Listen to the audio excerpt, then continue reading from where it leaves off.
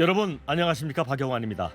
한 주간의 뜨거운 정치권 핫 이슈를 달아보는 국민 맛수 시간입니다. 오늘은 국민의힘 김화진 전남도당위원장 그리고 더불어민주당 이재정 의원 모셨습니다. 반갑습니다. 반갑습니다. 안녕하세요. 자, 두 분은 제가 좀 검색을 해보니까 태어나고 자라고 공부했던 곳. 이재정 의원님은 이제 대구. 네. 그다음에 우리 김화진 도당위원장님은 전남. 네. 자, 그런데 그 지역의 정치 성향과는 전혀 반대되는 정당에서 지금 길을 걷고 있습니다. 그래서 뭔가 좀 오히려 좀 생산적이고 서로 역지사지하는 그런 토론이 되지 않을까 싶습니다. 자, 먼저 이재정 의원님 산자위원장 되신 거 축하드리고요. 네. 여성으로서는 이제 처음이었죠. 네, 맞습니다. 지금 가장 큰 현안이 어떤 건가요? 사실 뭐 예민한 이슈들이 많은데요. 네. 원자력 발전과 관련된 원전 문제는 계속 논의가 되고 있고요. 특히 그 고준위 폐기물 방패장과 관련된 게 가장 핫하기도 하고요. 전 국민 관심사인 그 후쿠시마 오염수 문제도 그렇죠. 또 소관 기간 안에 유관하기 때문에 그 문제도 상임위에서 논의가 되고 있습니다. 네, 앞으로 좀 어깨가 무거우실 것 같습니다. 김화진 위원장님. 자, 이제 보니까 민주화 유공자세요. 네. 그래서 특이한 이력이신데 또 국민의힘 네. 보수 정당입니다. 그래서 지역에서는 굉장히 그 정치권 행보를 하실 때 결단을 하셨을 것 같은데, 그리고 특히 이제 전남 지역은 국민의힘 볼모지인데 그렇습니다. 전체적인 분위기는 어떻습니까? 제가 한 6년 전만 해도 명함 한 장 나눠드리기가 참 어려웠고요. 네. 또 뒤를 돌아보면은 뭐 버리든지 찢든지 했는데 지금은 그 진정성을 좀 아시고 뭐 막걸리 한 잔 하고 가시게 차 한 잔 하십시오라는 그러한 분위기 때문에 이게 정말 진심을 가지고 열정을 다하면 이 지역 주민들도 이제 뭔가를 할 수 있겠다라는 그런 걸 주신 것 같아요. 그리고 특히 저 지역구 국회의원들이 대부분이 초선들이기 때문에 네. 아마 지역 활성화에 그 존재감이 없어서 그런지 이제는 조금 보수 여당에서도 한두 명은 좀 나와야 되지 않겠느냐, 그런 분위기 속에서 예전과는 많이 다른 분위기로 지금 활동을 하고 있습니다. 네. 자, 어쨌든 토론에서는 격렬하게 그렇게 논리를 좀 펼쳐주시기를 기대를 하고요. 오늘의 첫 번째 주제 보여주시죠.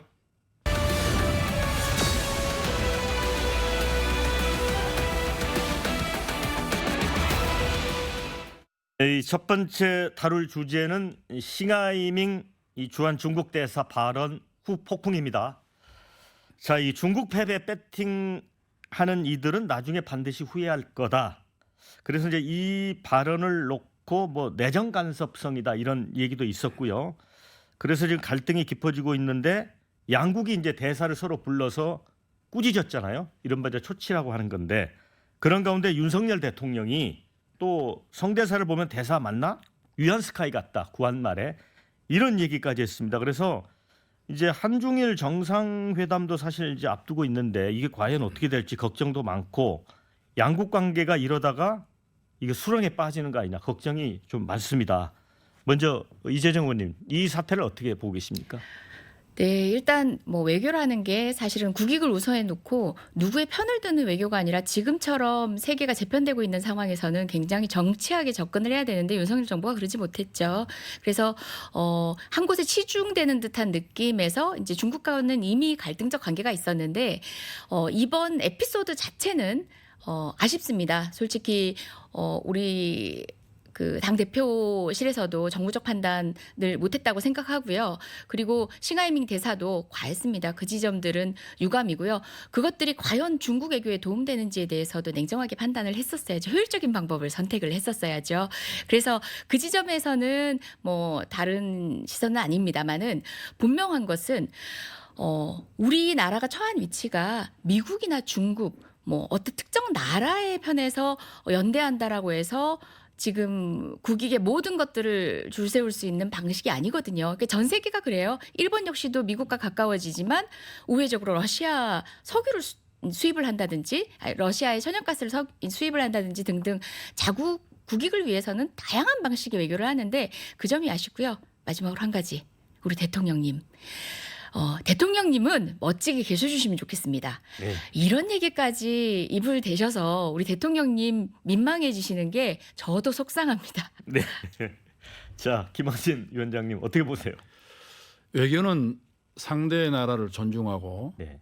상호 인정하는 것인데 네. 지금 중국의 싱하이밍을 보면 네. 과거 이 청나라의 유안스카이보다도 더한 그런 더하다. 사람 같아요. 네. 마치 자기가 무슨 총독부의 총독이나 되는 것처럼 네. 그런 그 당당함을 넘어서 오만방자한 그 내용을 보면 지금 미래로 가는 우주로 가는 시대에 이러한 사람이 외교를 담당해서 국익에 무슨 도움이 될까? 중국으로서 많은 문제가 있을 것인데 중국 그 자체 시진핑의 오만함이 그대로 반영된 것 같아요. 서열 국장밖에 되지 않은 사람이 그래도 대한민국 서열 8이라는 거대 야당 대표를 바로 옆에 앉히고 마치 친구인 양 앉혀놓고 또 친구라고 발언하더라고요. 그런 뻔뻔함을 보면서 이러한 사람에게는 누군가가 이 얘기를 좀 해야 되는데 아직 그럴 만한 이 얘기를 한 사람이 없었던 차에 우리 윤석열 대통령께서 저 사람이 대사가 맞나? 청나라 1880년도에 그 20대 초반의 원세계를 닮았구나. 네. 이렇게 한 방 먹여줬단 말입니다. 그것은 정말 국민으로서 든든했고 참 대장다운 그런 모습으로서 아주 그 보수 여당에 참으로 잘 선택된 대통령이었다. 그리고 아쉬운 것은 우리 국민들에게 또 여당에게 얼마나 표독스럽게 하는 이재명 대표 한마디도 못하고 그대로 받아 적는 듯한 그런 분위기를 보면서 좀 비굴한 것 아니냐. 거기서 지금 뭐 하는 짓이오? 그게 지금 대사라서 할 말이냐라고 생방송 유튜브 중단하세요 정도 해야 되는데 모두가 받아 적는 것을 보고 사전에 기획을 했지 않느냐 이런 내용을 보면서 참 안타까웠습니다. 네. 뭐 어쨌든 뭐 두 분이 약간 좀 생각이 공감하는 부분도 있지만 다른 부분도 있는 것 같습니다. 그런데 국민들은 좀 그런 걱정을 하는 것 같습니다. 지금 경제 외교 측면에서 우리가 지금 보면 15개월 연속 무역 수지 적자 이런 상황도 있고 중국과는 이제 경제 외교 측면에서 미국하고 일본하고는 이제 가치 외교 이렇게 이제 분리해서 봐야 되는 측면도 있는데 이렇게 이제 양쪽이 서로 공세만 펴고 어떤 해법을 찾지 않으면 참 이거 어찌해야 될지 국민들이 좀 걱정이 많은 것 같습니다. 그런데 이제 중국 외교를 보면 덩샤오평 시대에는 이제 그 도광양해라고 그래서 움츠린 거죠. 역량을 드러내지 않게 감추는 거였는데 시진핑 이후에 이제 전랑 외교, 늑대 외교라고 하잖아요. 그래서 그런 측면도 있는 것 같은데 자 그러면 지금 중국도 전혀 어떤 움직임이 없어요. 우리 쪽도 그렇고 이거 어떻게 이 문제를 풀어야 될지 얘기를 들어보겠습니다. 이재재 의원님. 네, 야당인데 여튼 저희가 또 국회 다수 의석을 차지하고 있습니다. 특히 제가 직전까지 바로 어제 그제까지 외통위 간사 우리 당으로서는 이제 외통위를 담당하는 리더격이었는데요. 그렇다 보니까 저희도 좀 책임지고 외교 일선에 나서야겠다는 생각을 했고요. 무엇보다 대통령은 외교의 철학도 철학이지만 대통령이 롤이 있습니다. 험한 일을 할 수도 있고 외교부가 단호하게 국익을 대신해서 국민을 대신해서 호통을 칠 일도 있지만 그 모든 것들은 우리의 다양한 외교 채널을 통해서 다양한 방식으로 구사를 합니다. 대통령이 나서시는 건요. 전쟁 직전에 전쟁을 선포할 때나 가능하신 일입니다. 그건 정말 외교의 기본이기 때문에 대통령께서 좀 아셨으면 좋겠고요. 그런 의미에서 야당은 굉장히 다양한 활동을 합니다. 이제 저 같은 경우는 미국 의원과 일본 의원들과의 개인적 교분을 굉장히 많이 갔는데 최근에는 중국 정부를 아마 코로나 이후에 최초로 방문한 게 저였던 것 같습니다. 그래서 우리 교민들도 살펴보고 왔는데요. 이번에 우리 당 국회의원들이 국회 차원에서 그런 의회에 나선 거는 정부가 하지 못한 국익을 서포트하는 야당으로서 역할을 한 겁니다. 그 부분을 가지고 또 굉장히 단선적으로 몰아붙이는 여당의 공격은 스스로 아직은 야당인 줄 아시는 것 같습니다. 집권당으로서의 책임감, 외교 전반에 대한 믿음을 못 주고 있는 것 같습니다. 네. 대통령을 좀 지켜주십시오. 네. 김하준 위원장님. 이제 대통령이 그 정도 했으면 우리 당 대표와 당에서 이제 또 유화 정책으로 갈 것 같습니다. 역사적으로 수천 년 동안의 이 덩치 큰 중국을 보면 한없이 머리를 숙이고 무릎을 꿇으면 더 밟는 그러한 사람들의 그 성격이 그리 돼 있어요.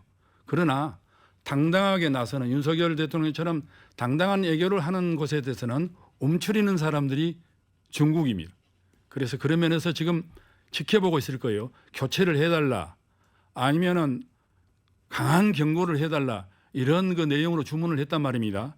근데 교체를 하겠습니까마는 제가 봤을 때는 아마 경고는 할 것 같아요. 그리고 또 경고가 나온 다음에 우리 대통령과 정부가 중국에 대한 그 유화 제스처를 분명히 쓸 것으로 봅니다. 그래서 외교라는 것은 강함과 또 부드러움이, 유능제강의 원리, 부드러움이 능히 강한 걸 제압한다고 그랬지 않습니까? 예. 그래서 유능제강의 원리를 조금씩 섞어가는데 이제 그 부드러움으로 우리 김기현 당대표를 비롯한 여당 국회의원들 할 것 같고요.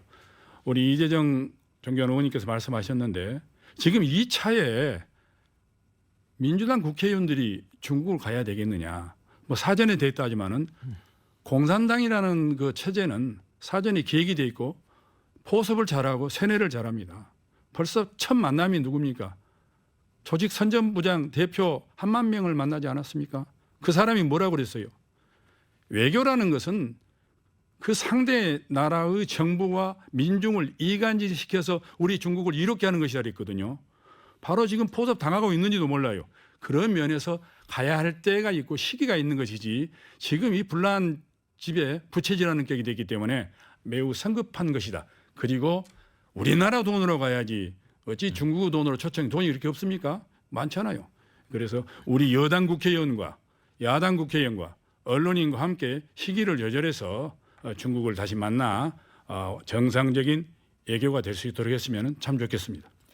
네, 이제 두 분의 말씀을 보면 우리 위원장님은 이제 중국의 오만한 태도에 당당한 외교를 대통령이 하고 있다 이런 입장이고 우리 이재정 의원님은 대통령이 이제 어찌 보면 최종적인 문제 해결자인데 이런 신대사 문제까지 나서게 되면 이게 국익에 해롭지 않느냐 하는 얘기예요. 그리고 이제 두 분이 이제 말씀을 하셨기 때문에 이제 민주당 의원의 중국 방문 이걸 놓고도 이제 서로 다른 해석을 하고 있습니다. 그래서 뭐 정치인은 혀가 두 개라는 얘기가 있더라고요. 서로 위치에 따라 이제 다른 말을 한다고 하는 건데 사실은 이게 이제 국익을 위해서 사실 노력하는 부분이 좀 있어 보이는데 서로 다른 얘기를 하고 있단 말이에요. 이러면 안 될 것 같거든요. 짤막하게 1분 정도씩 좀 마무리 말씀을 한번 하시죠. 네. 네, 외교의 기본은요. 뭐 당대표와 당의 다른 당직자를 구분해서 때로는 당대표는 무겁게 갈 때가 있는 것처럼 국가는 하물며 대통령이신데 유화를 당에서 이제 유화 정책을 시작하는 게 아니라 당이 그리고 또 정부가 강하게 이야기하고 대통령이 넓은 통으로 국제 외교장에 나섰어야 합니다. 거꾸로 됐어요. 순서가 거꾸로 됐고 무엇보다 더불어민주당은 중국하고 외교만 하는 게 아닙니다. 저는 다음 주 방미 일정이 예정돼 있는데요. 미국 의원과 우리 산업과 관련된 긴밀한 논의를 하러 갑니다. 네. 더불어민주당은 아직도 여당인 줄 아는가 봅니다. 예, 총체적인 국민을 위한 국익 외교에 최선을 네. 다하고 있습니다. 네, 김하진 위원장님도 1분 정도만 하시죠. 대한민국이 우주 7대 강국에 들어선 대단한 나라입니다. 네. 그리고 동북아 정세 속에서도 과거는 확연히 달라졌어요. 그리고 북한이 감히 이제 넘나보지 못하는 그러한 나라로 가고 있는 차에 우리가 좀 강함도 필요하고 또 온유함도 필요할진데 우리 의원님 말씀해 주셨지만은 무엇이 먼저냐 우선이냐는 나중 일이고 또 대통령이나 정부에서 그 정도로 하면 또 당에서도 의원님들께서도 한번 또 중국을 방문해서 중국과의 이 원활한 외교로 국민의 경제가 활성화되기를 바라고 있습니다. 네. 자, 이번 주제는 이쯤에서 정리하고 다음 주제로 넘어가도록 하겠습니다.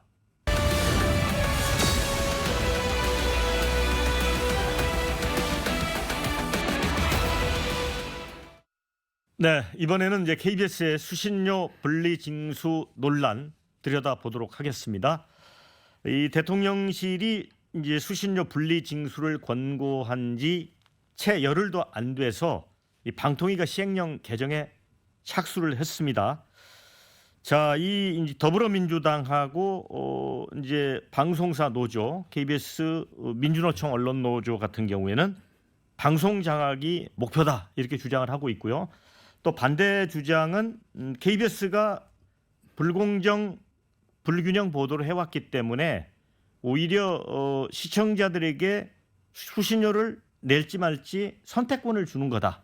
이렇게 전혀 다른 주장을 하고 있거든요. 이 부분은 어떻게 보시는지 먼저 김하진 위원장님. 이 시청료 통합 징수 문제는 1994년부터 30년 전의 일입니다.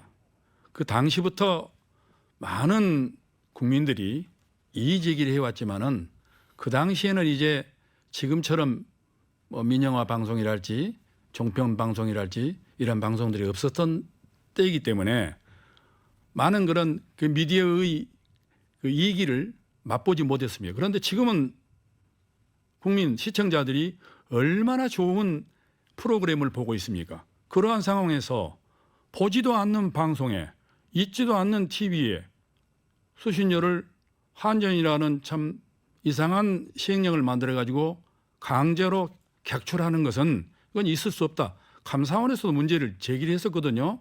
그래서 이것은 어느 방송법으로 공영방송을 장악하려고 하는 의도가 아니라 국민의 정서에 맞게 비정상화를 정상화로 만들어야 되는데 그러한 이제 국민의 여망을 받아주는 차원이라고 생각하기 때문에 KBS도 왜 이렇게 되고 있는가를 본인들이 더 잘할 겁니다. 지금 공영방송으로서 역할을 했느냐 못했느냐를 모든 국민들이 조사해 보니까 60%에서 70%까지 공영방송으로서 역할을 못하고 있다 나오지 않습니까? 그것에 대해서 KBS 임직원들이 이제 자세를 갖추고 열심히 한다면은 시청료 징수 문제가 아니라 국가에서 공영방송으로 인정할 때 인정할 것이고 방만한 경영이 있다면은 또 구조조정이 돼야 될 것이고 이런 과정으로 나가는 것이 올바른 것이라고 저는 생각하고 있습니다. 네, 이재정 의원님. 네, 제가 계속 국민의힘과 현 정권 여당은 아직도 야당인 줄 안다라는 예. 얘기를 할 만큼 좀 나이브하고 아마추어 같은 그런 정책이나 정책 집행 과정을 보여주고 있는데 이 건도 마찬가지입니다. 반향에 대한 논의, 국민의 요구가 있다면 그것을 검토할 수는 있습니다. 다만 대통령 입에서 나왔다고 해서 당장 그것이 현장에 실현돼야 된다라는 그런 조급함들이 야당 같은 거예요. 여당으로 책임을 볼 수 없습니다. 공영방송이 했던 역할, 재난방송이라든지 기타 여타 공적 영역에서 공적 영역을 담당하고 있었던 여러 방송국으로서의 공적인 의미까지는 살려가면서 어떤 방식으로 개편을 할 건지에 대한 선 조치가 있어야죠. 그 부분에 대한 고민 없이 그냥 앞만 보고 달리는 그 모습 자체가 참으로 무책임하다는 생각이 들고요. 저는 사실 그 전용기 사건, MBC 전용기에서 배제한 그 사건부터 시작해서 MBC 압수수색 그리고 이 건에 이르기까지 방송을 바라보는 정부의 시선이 욕심이 어디에 가 있는지 일견해 보입니다. 연장선상에서 파악할 수 있다고 생각하고요. 무엇보다 바이든 날리면 그 논쟁 당시에 국민의힘 의원님들조차도 그 사석에서는 그렇게 말씀하십니다. 그게 달리 들리겠냐고. 그런데 거기에 대해서 아니라고 얘기할 수 없는 그 용산의 그 당권을 장악하고 있는 그 국회의 역할들을 사실상 열어주지 못하고 있는 그런 속도들이 지금에까지 이어지는 것 같습니다. 그 내부에서도 이 문제에 대해서 꾸준히 수신료 분리 문제는 사전적으로 해야 될 일이 있다라고 하셨던 의원님들조차도 지금 목소리 못 내고 계시거든요. 결국은 지금 공영방송까지 장악하고 나머지 MBC에 대한 탄압이라든지 YTN 민영화라든지 여러 과정에서 정권이 보여준 그런 언론 탄압의 시선, 언론을 옥죄고자 하는 시선이 계속되고 있다. 그 관점에서 바라봅니다. 네. 뭐 당당한 외교 튼튼한 안보를 지금 거대하게 추진하고 있는 대통령께서 뭐 바이든이면 날리면 그런 하찮은 말에 응수할 시간도 없습니다. 다시 말하면 그것은 그들의 하고자 하는 최후 발악인 것 같고요. 대다수 국민들 96%가 96% 엄청난 민주당이 그 숫자를 봐야 돼요. 96%가 시청률 분리를 원하고 있단 말입니다.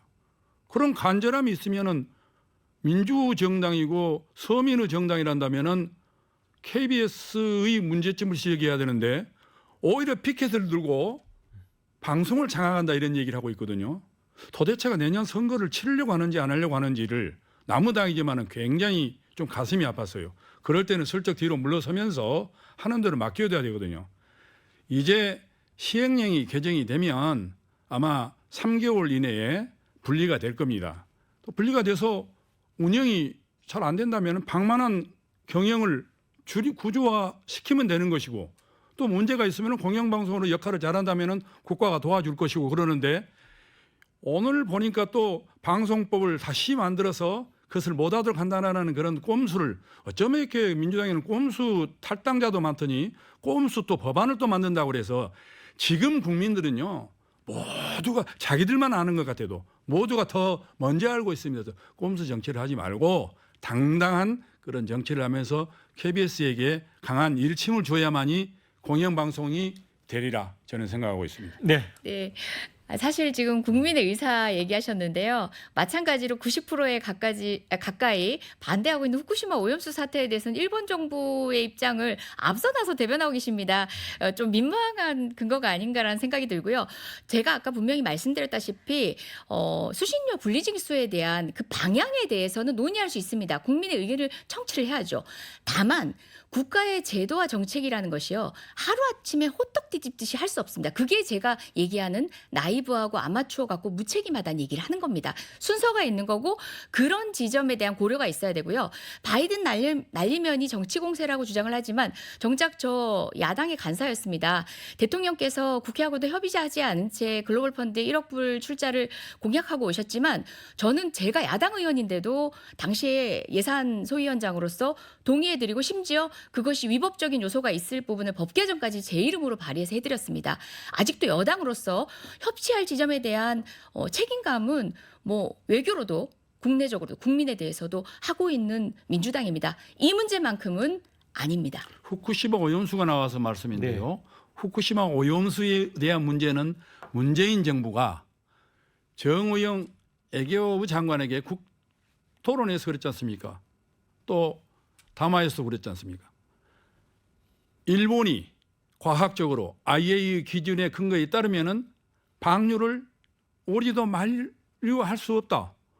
자신들이 얼마 전에 2021년도 해놓고 우리는 한 수 더 나가서 더 강한 방침으로 오염된 물고기 후쿠시마는 물론 8개 현의 한 마리도 수입하지 않겠다. 그리고 그들이 주장하는 1,500, 우리는 100 데크벨이에요. 그만한 강하게 되어 있기 때문에 마치 지금 들어와 있는 것처럼 괴담 선동을 안 하는 것이 국민을 도와주는 것이다. 이렇게 말씀드립니다. 네. 자, 뭐 후쿠시마 오염수까지 이제 불똥이 튀었는데 열심히 토론하시다 보니까 그거는 이제 주제를 벗어난 거기 때문에 일단 멈추겠습니다. 자, 다만 물론 이제 이 수신료 분리징수 문제 또 수신료 폐지 주장 이런 것들이 뭐 일본에서도 한 2번 정도 있었어요. NHK 그와 관련해서 그때 아마 이제 두 건이 하나는 내부에서 제작비 횡령 착폭 사건이 하나 있었고 두 번째는 무슨 프로그램인데 정치권 관계자가 개입한 게 드러나면서 논란이 됐었거든요. 그래서 뭐 한국만의 뭐 특이한 상황은 아닌데 문제는 이게 이제 공영방송의 공적 기반을 허무는 거냐 아니냐. 뭐 실제로 KBS가 공적 역할을 못한 거에 대한 어떤 그 적절한 대응이다 이런 이제 크게 엇갈리고 있는데 이제 방통위에서 원래 이제 5인 상임위원 체제인데 지금 3인으로 줄어 있는데 여기서 이제 표결을 해가지고 2대1로 이제 가결을 해버렸어요. 그래서 이것 때문에 절차적 정당성 논란이 있습니다. 그래서 이거는 짧게 1분씩만 시간 드릴게요. 다음 주제가 있으니까 우리. 네, 이미 뭐 많은 부분 정리된 이슈인 것 같습니다. 무리해서 추진하다 보니까 그런 절차적 정당성에 대한 부분도 전혀 신경 쓰지 않으신 것 같고요. 심지어 그 과정에서 문제 제기하는 이제 뭐 에피소드 같이 들리실 수도 있지만 장경태 의원이 찾아가서 이렇게 쓰러진 사태마저도 또 다른 방식의 논쟁으로 흘려가시는데 이 문제의 핵심은 공영방송에 대한 장악 그리고 탄압 그리고 무엇보다 국민이 이미 합의한 여러 절차와 민주적 정당성을 무시한 방식으로 정책을 집행하고 무리하게 결과에 이르려고 하는 정부의 무도함이다. 네, 그러니까 이제 그 언론 노조가 직권남용으로 이상임 방통위원을 이제 그 고발을 했는데 김한준 위원장님 이게 크게 뭐 그런 그 수사 대상이 아니라고 보시는가요? 예, 지금 순서가 잘 가고 있고요. 잘 풀리고 있다는 것은 뭐냐면은 이제 KBS 전 직원들이 그동안에 말 한마디 못하고 숨지고 지켜만 있었던 직원들이 모두가 일어서 실명으로 사장을 비롯한 이사진 저는 퇴장해라. 당신들이 지금까지 무엇을 해왔나. 이거 편파 방송을 했기 때문 아니냐. 이제 덩달아 MBC까지도 오늘 나오더라고요. 그러면은 가장 중요한 것은 방송 후 정론직필과 공영방송의 책무를 다 하면은 되는 겁니다. 그래서 그러한 순서로 잘 가리라 보고 있습니다. 네. 자, 여기서 줄이고 다음 주제로 넘어가 보겠습니다.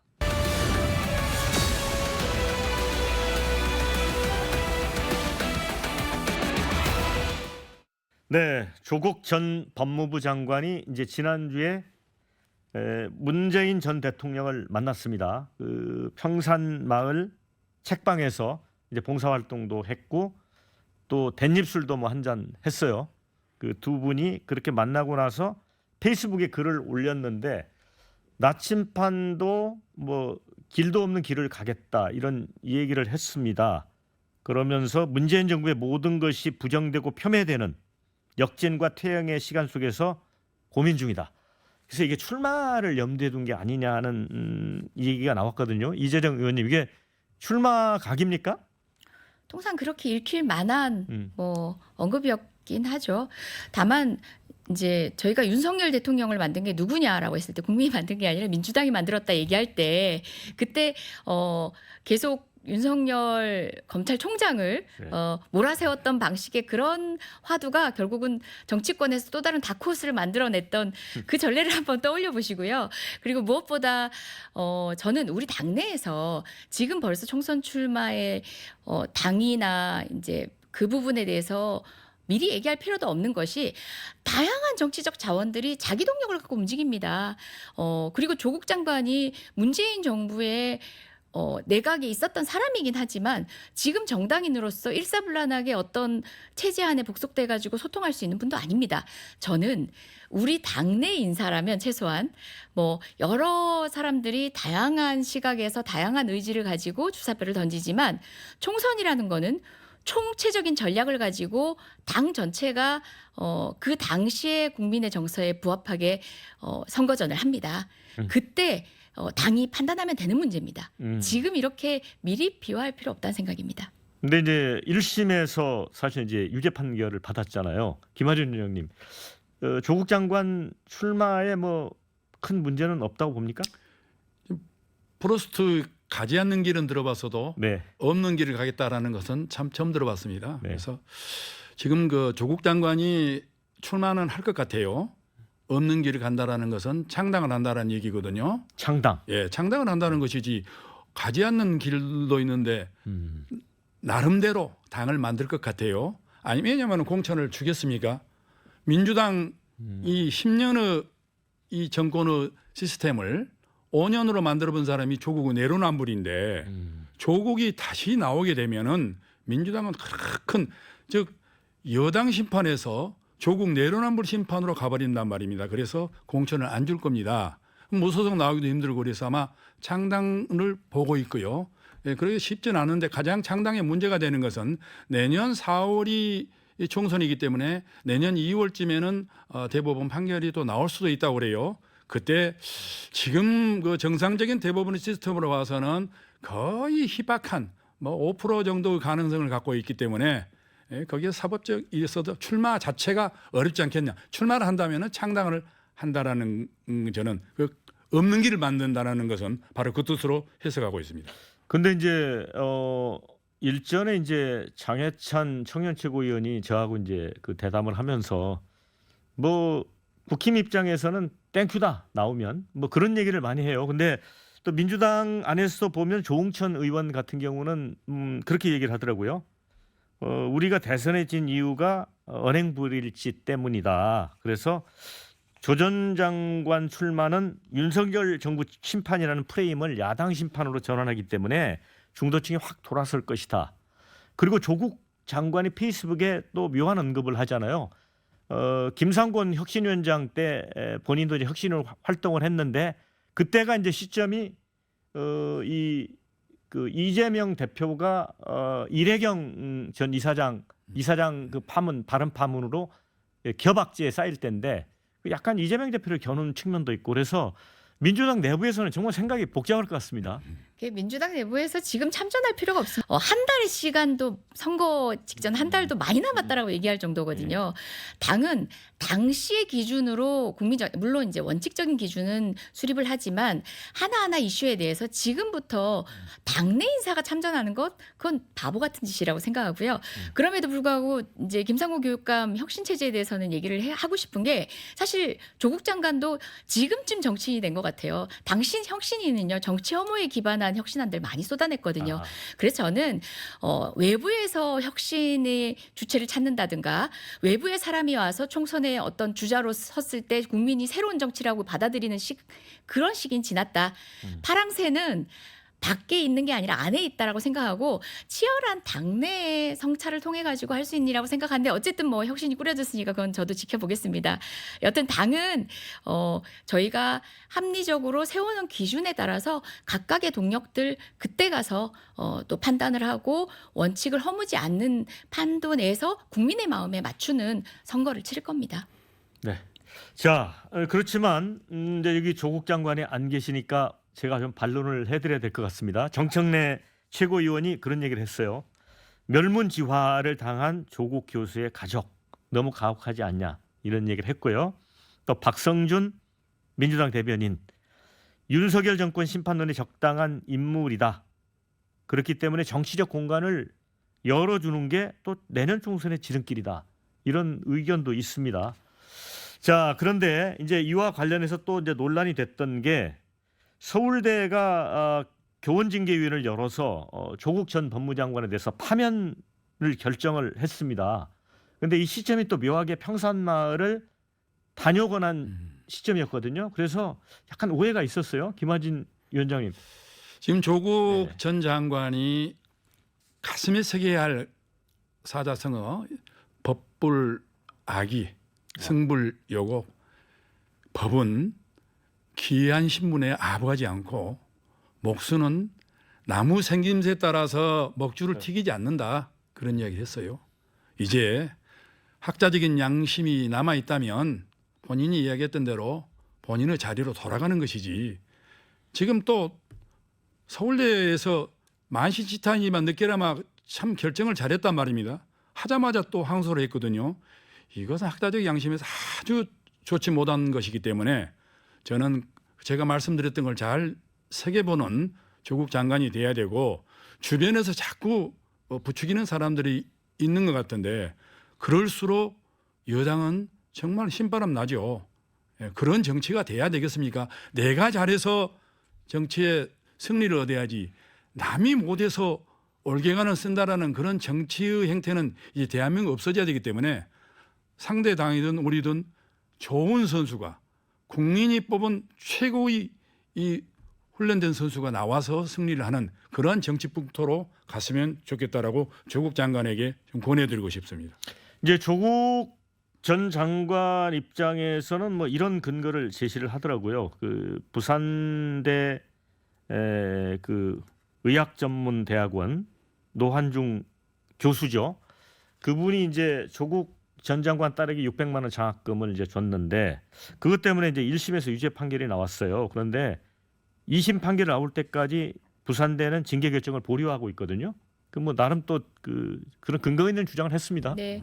실제 조국 장관 사태 당시에 좀 과도한 방식으로 정말 가해진 폭력적인 상황들이 많았죠. 그것 때문에 검찰 개혁에 대한 국민 여론도 높아졌고요. 그 부분은 자명한 사실입니다.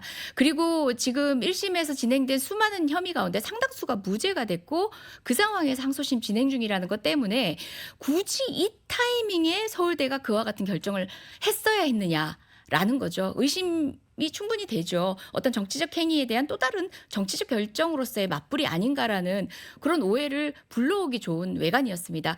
통상의 사례에 비추어 보더라도 조금 과한 결정 그리고 납득할 수 없는 시기라는 점은 저는 조국 장관의 출마에 대해서는 굉장히 관망하는 입장을 취했지만 이 부분에 있어서만큼은 이건 통상적이지 않다. 납득하지 못할 지점들이 분명히 존재하고 조국 장관의 항변은 정당하다는 생각입니다. 근데 이제 뭐 형사사법 절차하고 어떤 이제 공무원의 징계 이건 또 별개다라는 또 주장도 있어요. 네. 지금 그 민주당에게 제가 바라는 것은 항상 어떤 문제가 터지면 왜 하필이면 이러한 시기에 했느냐 자꾸 야당 탄압 뭐 이런 그 내용적으로 가는데 오죽했으면 2023년도 교수신문이 과이불개라고 했지 않습니까? 잘못을 알고도 고치지 않는 것이 가장 나쁜 짓이다. 잘못을 알았으면 받아들이고 사법부 판단에 수긍하는 그러한 거대 야당이 돼야 되는데 남의 잘못으로 돌리려고 시기가 문제다 이런 얘기 하는데 지금 절차적 문제라도 이게 따질 게 아니고 늦었습니다. 지인적 결정을 내렸어야죠. 예, 저는 그렇게 보고 있습니다.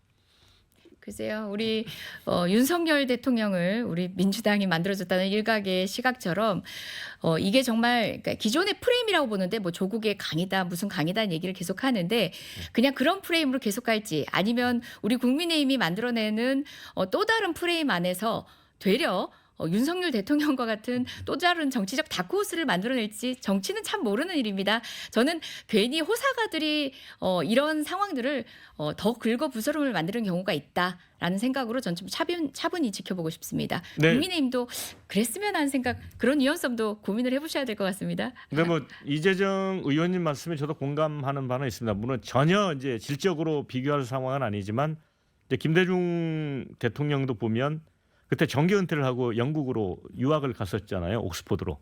이게 다시 복귀해서 대통령이 된 사례도 있고. 김하준 의원님 어떻게 보세요?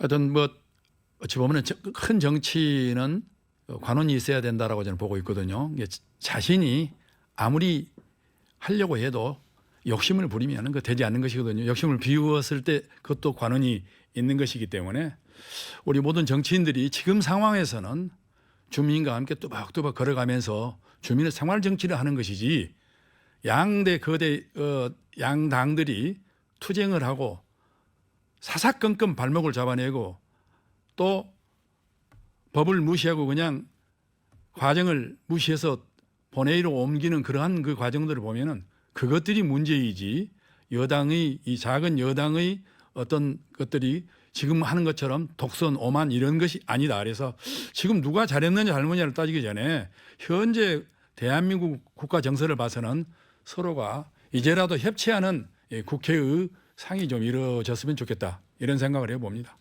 그 김하준 도당위원장님 어떻게 보세요? 조국 장관이 어떤 정치적인 상징성은 있는 것 같습니다. 이제 그분이 뭐 형사사법 절차를 받고 있고 재판을 받고 유죄 1심에서 났고 이런 걸 떠나서 그 정치를 오래 해보셨으니까. 그분이 학자의 길을 갔으면은 그야말로 이 교육부나 부총리 정도 아주 아니면 국무총리 이러한 정도는 깜이죠. 그러나 대통령 국가를 짊어지는 리더십으로서는 아주 큰 그릇은 담대함, 아주 카리스마 이것은 좀 부족하다 이렇게 보기 때문에 조금 그릇에 비해서 큰 욕심을 가졌고 또 문재인 대통령이 자기 사람이었기 때문에 그랬을런가는 모르겠지만은 너무 빨리 그것을 표방했지 않느냐.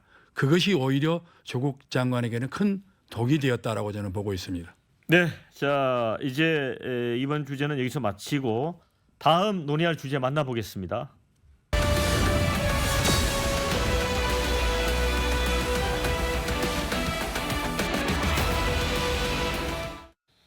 네, 이제 사실상 이 방송통신위원장으로 내정된 이동관 대통령실 대외협력특보 또 논란이 계속 이어지고 있습니다. 자, 이제 학교 폭력, 아들의 학교 폭력이죠. 이게 국회 대정부 질문에서 이제 불거져 나왔습니다. 물론 이게 굉장히 오래된 사건이에요. 거의 뭐 10여 년도 더 된 사건인데 그 야권은 이제 권력형 학폭 은폐 사건 이렇게 규정을 합니다. 물론 여권은 마녀 사냥식 공격이다 아니면 말고식 의혹 제기, 인신 공격으로 이 피해자에게, 그러니까 학폭 피해자에게 2차 가해까지 하고 있다. 그러니까 그 피해자라고 하는 친구가 자기는 학폭이라고 이렇게 학폭으로 보지 말아달라 뭐 이런 그 입장문을 냈거든요. 그래서 그런 것 같은데, 자, 이번 사건의 본질이 정말 어떤 건지 좀 궁금합니다.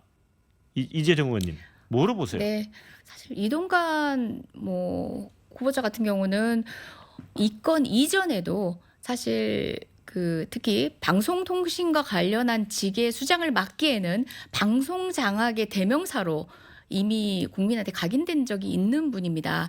그래서 이분을 통해서 또 정권이 노림수가 있다라는 점에서 도저히 받아들일 수 없는 인사였고, 게다가 권력을 사적으로 남용해서 이와 같이 뭐 아빠 찬스 이상의 또 다른 비리 행위가 이제 가족적으로 연루되는 이런 사태는 국민이 그 공정함을 특히 기해야 되는 몇 개 독립된 기관 몇 개 중에 하나로 꼽을 수 있는 이런 방통위 수장으로 온당치 않다라는 생각이고요. 지금 아까 그 피해자께서 그런 얘기를 했다라고 하는데, 이미 드러난 사실로도, 그러니까 피해자의 입장 이런 거 차치하고, 그러니까 그 한 분의 입장은 차치하고서라도 드러난 사실만 보더라도 등을 뭐 엎드려져 있는데 등을 밟는다든지 머리를 책상에 300회를 박는다든지, 사실 학폭위가 열리지 않은 것이 납득이 되지 않는, 통상의 사례에서는 납득이 되지 않는 상황이고, 특히 관련된 학폭위가 열리지 않은 것으로는 하나고가 이제 그 법률 위반으로 문제가 되기도 했던 사안이거든요.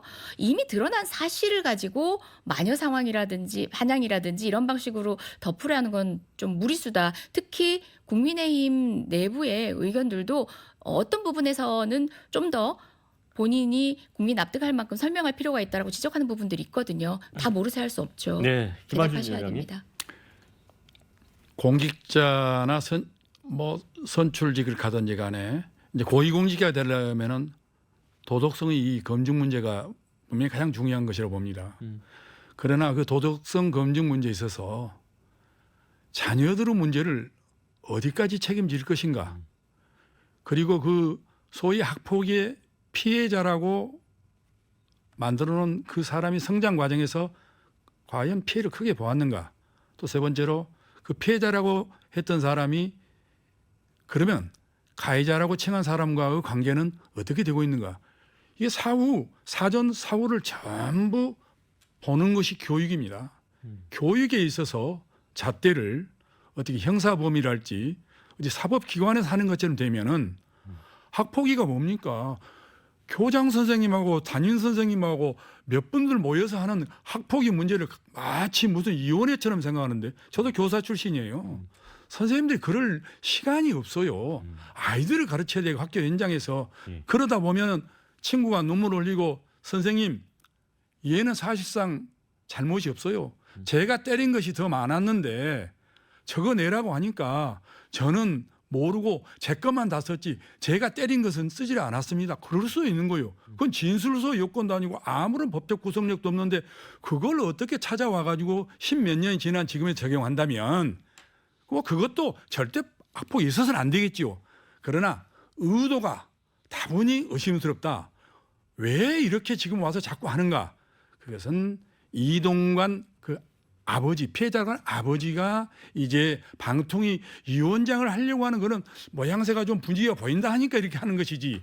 그래서 그 아이의 말대로 나를 피해자로 불러주지도 말고 나를 가지고 정치적으로 이용하지 말라. 나는 그때도 사과를 했고 지금도 같이 잘 지낸다.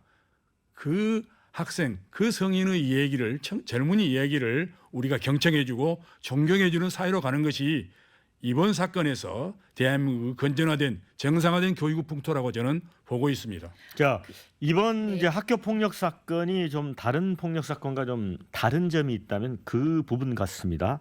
아까 우리 위원장님도 말씀을 하셨지만 이특보 아들에게 이제 직접 피해를 받았다고 지목됐던 당사자가 언론에 편지를 보냈잖아요. 자신의 입장문이라고 그래서 그 사건이 있고 나서 이특보 아들에게 이제 바로 사과를 받았고 또 1학년 1학기 때 이미 화해했다. 그리고 지금도 뭐 얼마 전에도 만났고 잘 지내고 있다. 그래서 10년 전 사건으로 자신을 학폭 피해자로 분류하는 게 좀 자기는 불편하다. 뭐 이런 이야기가 있어요. 그래서 그때 당시에 이제 화해를 했으면 그리고 지금 잘 지내고 있으면 학교 폭력이라는 실체가 있었는데 그럼 학폭이 아닌 걸로 봐야 되는 건지 그런 논란이 있고 네. 그다음에 또 한 가지는 이제 정반대 시각이에요. 강덕구 더불어민주당 의원 또 전서울시 의원들은 이거는 학폭이 맞고 입시 비리 의혹 수사까지 재수사를 해라. 이거 어떻게 해야 됩니까? 네, 바로 그 지점입니다. 저는 학폭에 의해서 그 절차를 밟았던 많은 우리의 아들 딸들이 있습니다. 가해자도 피해자도 어쩌면 우리가 상처받은 우리 아들 딸들이고 이후에 어떻게 길러내는지가 중요하고 그 절차를 그렇게 가져가야 된다는 건 동의하지만 핵심은 그게 아닙니다. 그 사람들이 당사자들이 화해를 하고 지금까지 그 갈등을 이어오지 않는다는 것만으로 당시의 학폭과 관련된 아버지의 그 권력이 남용된 지점들이나 위법 사항들이 사라지는 게 아닙니다. 뭐냐면요. 당시에는 화해를 하더라도 학폭이 열리게 돼 있습니다. 학폭이 열리는 것과 안 열리는 것의 차이가 뭔 줄 아십니까? 생기부에 기록이 됐냐 아니냐입니다. 생기부에 기록된다는 건 뭔지 아십니까? 이동관 후보자의 아들이 서울대를 수시로 들어갔는데요. 수시에 영향을 미칠 수 있다는 지점입니다. 그 그게 부분은 핵심 포인트입니다. 정정을 해드릴게요. 네. 서울대는 아니고 고려대입니다. 예, 네. 고려대. 네. 그러니까 수시로 그 명문대에 들어가는 과정에서 생기부에 학폭이 적혀져 있었을 때와 아닐 때가 얼마나 다른지를 안다면 왜 그렇게 권력을 남용해서 학폭이 열리는 것을 막았는지를 알 수 있는 대목입니다. 화해를 하더라도 학폭을 여는 통상의 다른 사례와 비추어 이 사례를 왜 예외적으로 처리를 했는지 반드시 따져 물어야 되고 그 부분은 입시 비리와 반드시 연계해서 저희가 철저하게 수사까지도 돼야 되는 상황입니다. 네, 이제 근데 김화진 위원장님은 이제 교사 생활도 하셨다고 하니까 실제 현장에서 교사들 입장에서는 그 일일이 건건 다 뭐 학폭위를 열고 한다는 게 화해를 하게 되면 그렇게 이제 그 처리하는 경우도 있다는 말씀이시잖아요.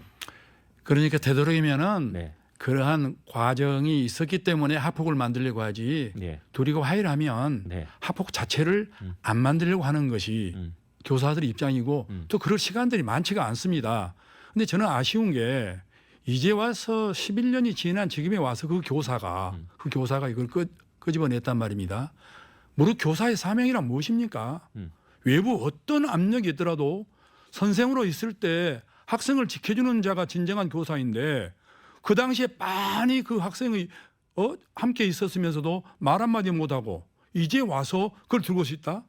왜 당당하게 못합니까? 그때는 왜 말을 못했냐고 말이에요. 저는 교사 출신으로서 그것이 가장 안타깝다고 말입니다. 그래서 이것을 덮어두고자 한다는 것이 아니라 그때 이런 문제들이 있었더라면은 오늘날에 와서 그 피해자라고 지칭하는 사람의 그 가슴 아픈 일이 다시금 없었을 텐데 이제 와서 그걸 드러냈기 때문에 얼마나 나라가 시끄럽고 피해자는 학생은 또 젊은이 그러겠습니까? 그래서 그런 문제는 정말로 진위를 정확히 밝혀야지 현재 한쪽 입장의 얘기만을 듣고 한다 그러면은 참으로 문제가 더 커지기 때문에 교육적인 일은 교육으로 만들어 가야지 교육을 정치의 손으로 보고 정치의 눈으로 잣대로 한다라는 것은 아이들이 그에게 큰 문제가 있을 것이다. 저는 그리 보고 있습니다. 네, 이제 이런 학폭 논란에도 불구하고 윤석열 대통령이 이동관 특보를 이제 신임 방통위원장 후보로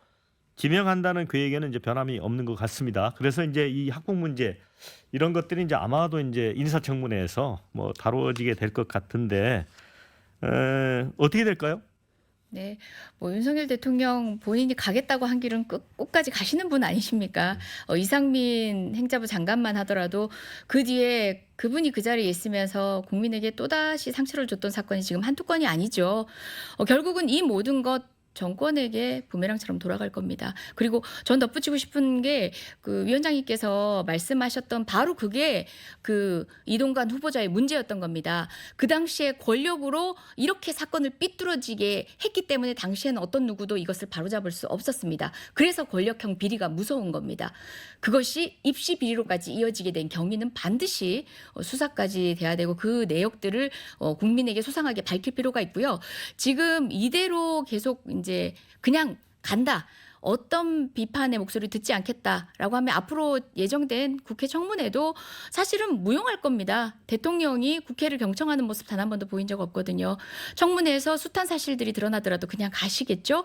그것은 반드시 정권에 그리고 윤석열 대통령에게 부메랑으로 돌아갈 겁니다. 저는 지금 확신합니다. 네. 방금 말씀 중에서 이동관 그 문제와 저의 입장을 좀 같게 보고 있는데 저는 그 젊은 시절 당당하게 교사로서 모든 책임을 지고 예.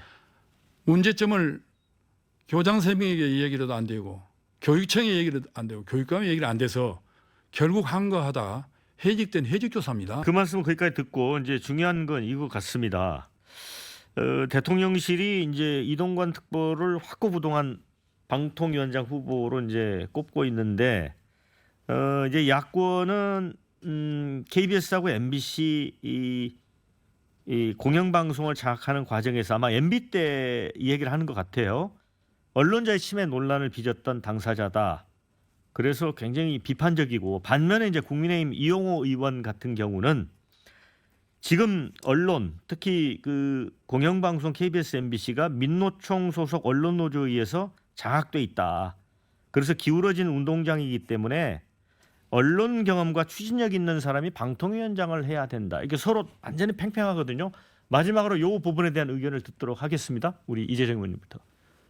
언론 개혁이라고 하면요. 언론 제대로 개혁하지 못한 더불어민주당의 과오까지도 있습니다. 사실은 국민이 추천하는 사장 선임이라든지 정권이 개입할 수 없도록 체제를 바꾸는 데 있어서 저희가 굉장히 부족했거든요.